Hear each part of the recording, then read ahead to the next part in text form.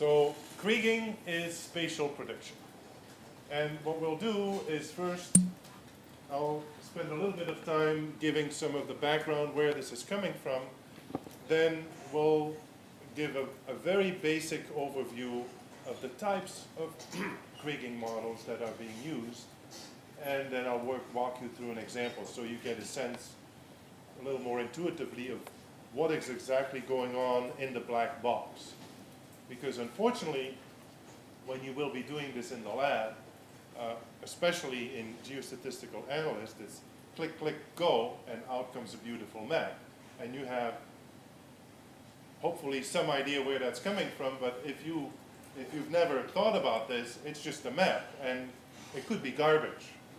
It looks great, but it could be total garbage. So in order to have a better sense of whether it is garbage or not, you need to know where this is coming from. And the idea, the principle behind Kriging is that spatial variability consists of two components.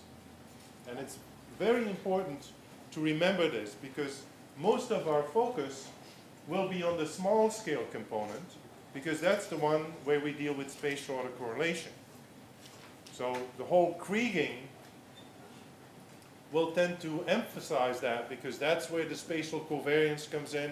That's where your variograms come in with the fitted parameters where you can plug in the distance and get the covariance. But equally important is the large scale trend, because if you have that wrong, then your model will be wrong. So the thinking is there's two components to spatial variability. One is a large scale trend, if you wish, something like a regression model. The other one is small scale variability, which has to do with the error term. And the error term is the one that has a model for the spatial covariance. So formally, we have our random variable z at locations s as a function of a large scale variability, the mu of s, which is the conditional mean, if you wish, in econometric terminology. And then the leftover, which is the small scale variability. And this leftover is the one where we will put in the spatial covariance. Okay, this not in here. This is simply dealing with the first moment. Remember, I made this distinction in the context of point patterns as well. One we are dealing with the first moment and one we are dealing with the second moment. The first moment is this one. That's the conditional mean. On average, epsilon is 0. So on average, it is not interesting. The first moment of the error term is not something that's very meaningful because it's 0. What is meaningful about the error term is how it varies around this 0. Now, on average, it is right on 0, but how do we get there? Are these all small variations above and below, or some small ones and some large ones? Or is there some kind of systematic structure in here? And if there is, this is what we're going to exploit. And that's why the Kriging pertains to the second moment of these error terms. Ideally, with independently and identically distributed IID error terms, there is no information in the error. Signal and noise is meaningless. Now, if there is a structure in there, in the second moment, if we have, for example, Tobler's law, that error terms close by are more correlated than error terms further apart, that is something, that is information from the data that we can exploit to do better at prediction, to do better at interpolation. And then we have to ask the question, better in what sense? And here again, it's important to remember that it's all about the second moment. It's all about precision, which is variability around the mean.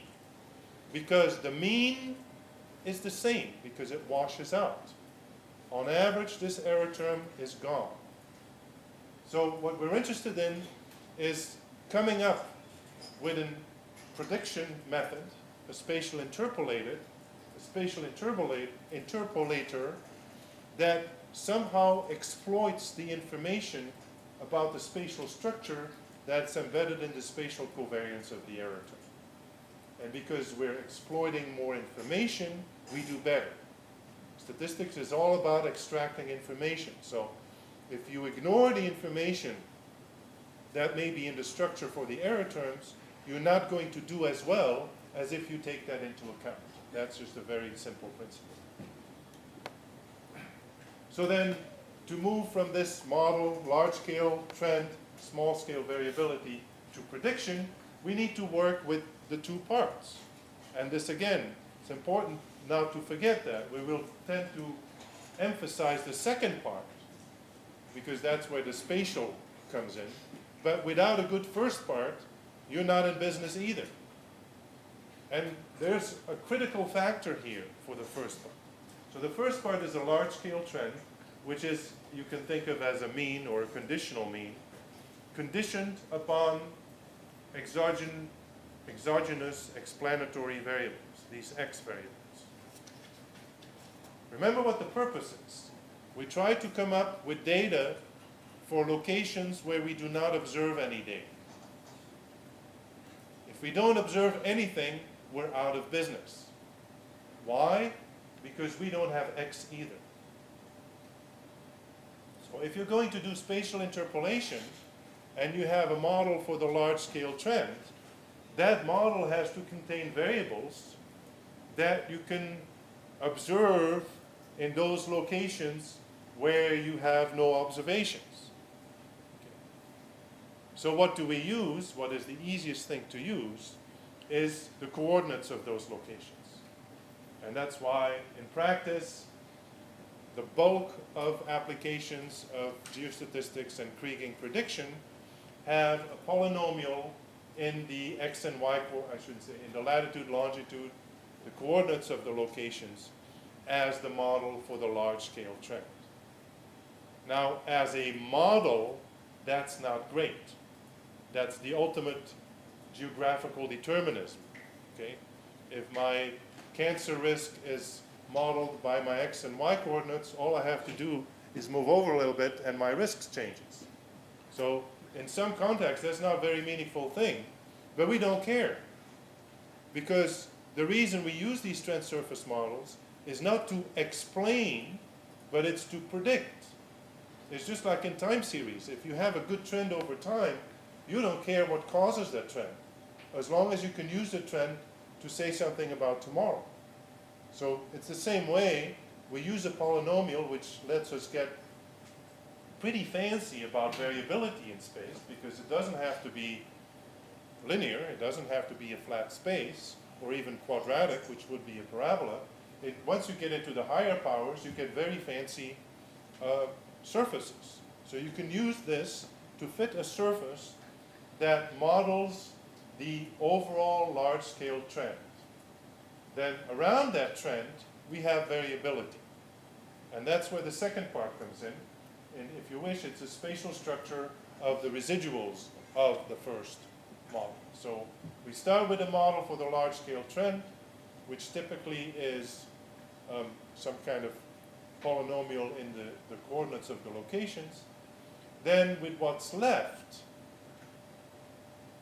the residuals, is where we bring in the spatial autocorrelation to get a better prediction, better in the sense of having higher precision, which is the same as saying smaller variance.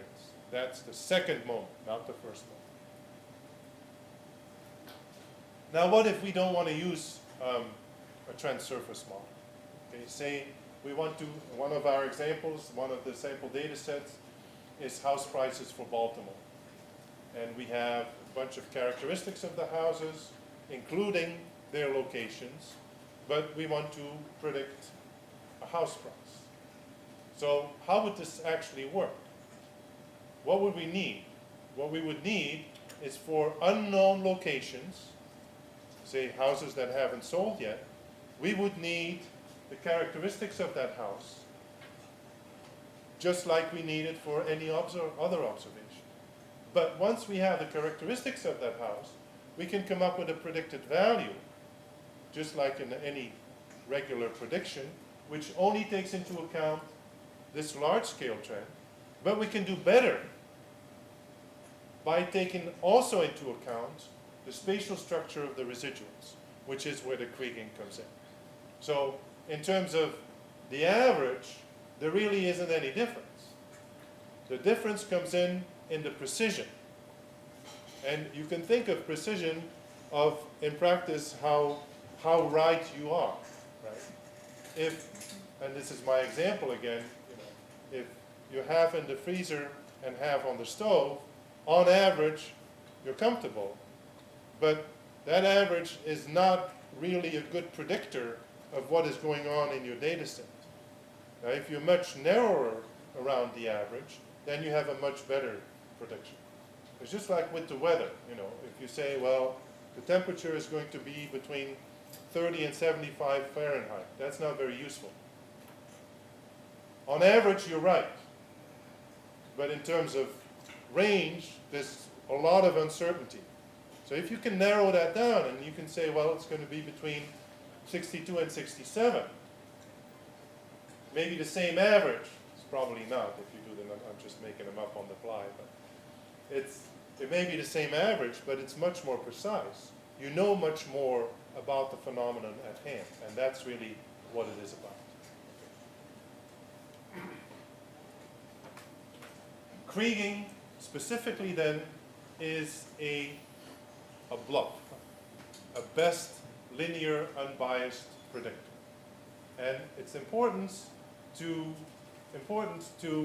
really have a sense for what this gets you and what this doesn't get you.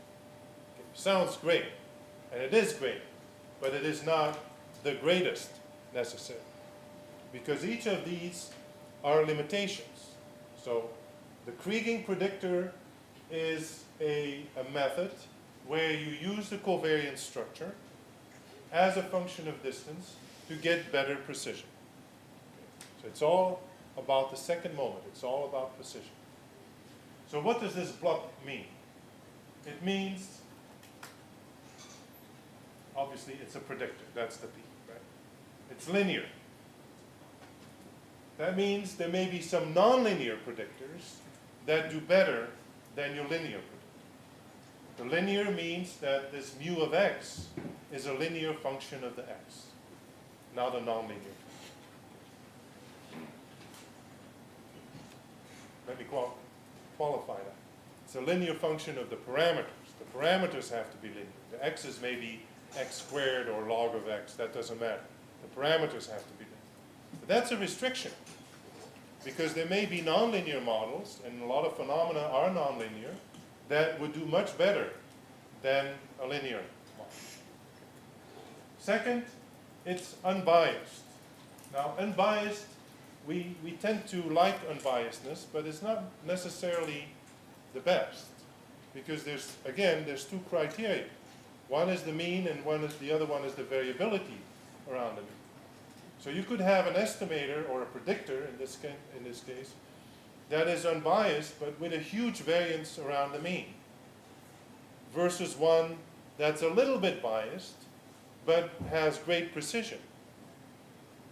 And this trade-off between bias and precision is captured in this criterion called the mean squared error, or MSE, which is a combination of the variance and the bias squared. So in terms of mean squared error, you could have a better prediction with a biased predictor, as long as the bias is not too large, and as long as that predictor is superior in terms of the variance, in terms of the second characteristic. And it is not so that all unbiased predictors have better variance.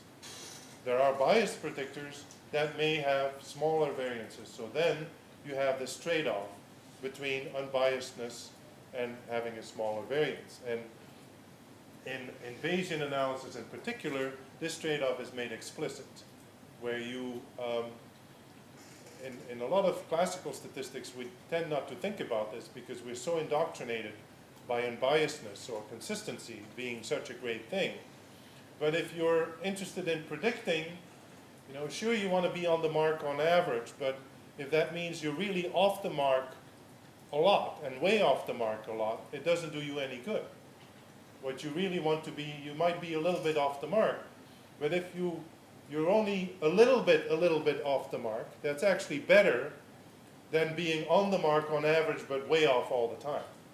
Okay, that's what this is about. So even though we have a best linear unbiased predictor, the unbiasedness may not be as great as we think it is. So there are other predictors that might be biased but have better variance. And that leads us to the third criterion.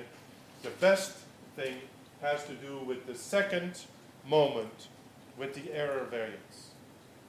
So it's all about the precision. So a best linear unbiased predictor is a linear expression which on average is correct and which has the smallest variance among all the possible linear predictors that are on average correct. That is the best linear unbiased predictor. So of that class of spatial predictors, the Kriging approach gives you the best precision. That's what it is about. And so how do we get this? We get this by using some optimality criterion. Basically, we're going to get the prediction as a linear predictor, which means it's going to be a weighted sum of our observations. And then we need to figure out what these weights should be. And we'll find the weights that guarantee, one, that the prediction is unbiased, so that on average, the deviation between the predicted value and the observed value is 0. And secondly, that the variance is the smallest of all the possible variances. So that's a minimization. And we'll solve that minimization, and out of that solution come the weights that we should use as our weighted average in our linear predictor. And those are the Kriging weights. And they, as we will see, are connected. So, I mean, this is just, all I've said so far is generic weighted interpolation. Right? Where it becomes Kriging is that the weights are connected to the spatial covariance. And we can model the spatial covariance because we have these equations where we plug in the distances. And plugging in the distances gives us the covariance. With the covariance in hand, we have the weights that we can then use to do the interpolation. That's the idea. So the role of the covariance is that it allows us to improve on the second moment, on the precision of the predictions, by exploiting the fact that there is structure in the covariance. Ideally, there should be no correlation. No matter where the two locations, the two pairs of observations are, the two residuals, they shouldn't be correlated at all. But they are. And moreover, there is some structure to that correlation. We can relate it to the distance between them. And so by exploiting that structure, we can do better in terms of interpolating. And we'll exploit the structure in two ways. We need the covariance for our sample data, if you wish, the observed data points, and we'll model that for each pair of data points as a function of the distance between them. And then, more importantly for prediction, we'll model the covariance between the observed data points and the unobserved data points, the ones that we want to predict. And what do we need for that? We need the distance between the observed and the unobserved. And again, with our variograms in hand with the parameters, we plug in this distance, which gives us our covariances, which then allows us, at the end of the day, as we'll see, to compute these weights for the linear prediction. So as I mentioned, you see it here a little more formally. I don't know if that helps. But a linear predictor is simply a weighted average. So we have the predictor just at any location. S becomes a weighted sum with weights lambda j, which vary by location. They don't have to be constant or equal. They can vary by location. In fact, they do. That's the whole point. And then the observation at that location. An easy form of this, which you might be familiar with because most GIS software has it, is inverse distance weighting. So what does inverse distance weighting do? For any location, you look at the distances to the other locations and you take a weighted average of them where the weights are 1 over distance or 1 over distance squared. Okay. And so that's the same thing. You just have a weighted sum of the other observations. You could say, I want to be the average of my neighbors. So then you define the neighbors. You say the 5 nearest points to my point. I take their values. I average them out. That is my prediction. That is a linear prediction. Okay. Will it be unbiased? Probably not. Will it be most efficient? Definitely not. And same with inverse distance weighting and some of these other methods. You know, these are all linear predictors. But among this class of linear predictors, some of them are unbiased, some are not. We only stick with the unbiased ones. Then in the class of the unbiased ones, which means that the expected value of these predicted things, on average, has to equal the true value. So we can check that. We can analytically show whether or not this is the case for our particular predictor. And once we have one, then we want to get the one that gives us the highest precision. That moves us to the variance. So in the Kriging case, we don't know what these lambdas are. We need to find them. And this is where, as we'll see in a few minutes, this optimality criterion comes in. And before the break, let me just use this example from the Esri Geostatistical Analyst Manual, which I think is a very nice illustration of this linear interpolator idea. So what we have here is the orange balls are observed values. So we have their location, the coordinates. Okay, this one goes with that one, not with this one. So we have the coordinates and then the value at each of these points. The question is, what is a good prediction for the yellow dot? Okay. And so we could do what I just say. Let's say we take the 3 nearest points and take the average. So that would be this one at 1,5, the one at 3,4, and the one at 1,3. So we take these 3 values and average them out. That is a linear predictor, right?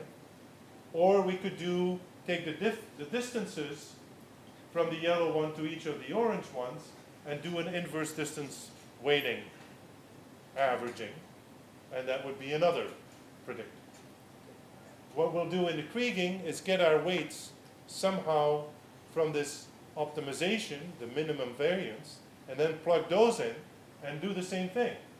So here is one example of weights that we obtained for each of these locations. We have weights, you see positive and negative ones. Then we multiply each of these values by the corresponding weight, and out comes the predicted value of 102.50. So what the Kriging will be about is, how do we get these numbers? And we get these numbers because, as we'll see after the break, our optimization criterion, the minimum variance, gives us a result for the weights that is a function of their spatial covariances and only their spatial covariances.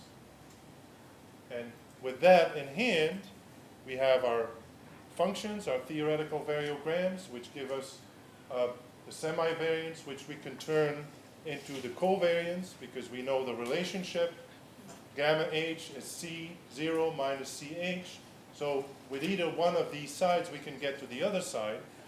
With the CH's in hand, we plug them in the covariance matrix, we get our weights, then we do the weighted sum, and we get our predicted value.